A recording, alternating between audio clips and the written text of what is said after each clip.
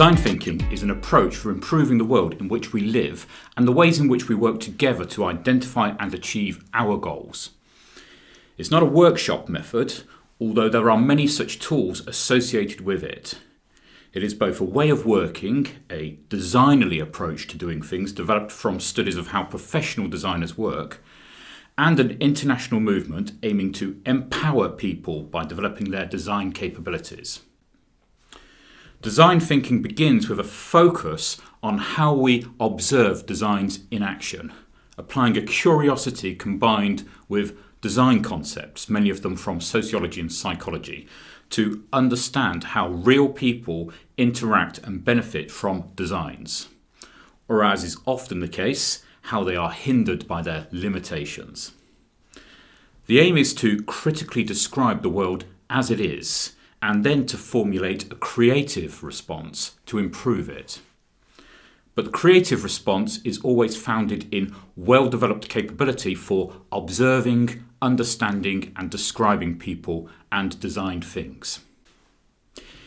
In this session, we are going to practice this fundamental skill so as to inspire our design thinking about the places and technologies through which learning happens. We will focus upon using a broad and imaginative design vocabulary and empathizing with students and teachers. We're not aiming to create solutions. That's a much slower and sustained process. We will focus on the groundwork. That could lead us to think about learning spaces in new ways, posing new design challenges. It might suggest new ways in which we can approach familiar challenges, or it might hint at new emerging challenges that nobody's noticed yet. We will see what happens. So we're going to use some techniques that we've developed in the Introduction to Design Thinking and Design Thinking for Social Impact IATL modules. And these revolve around using a tool called Miro, which was developed for professional design consultancies, but fortunately we can use for free for education.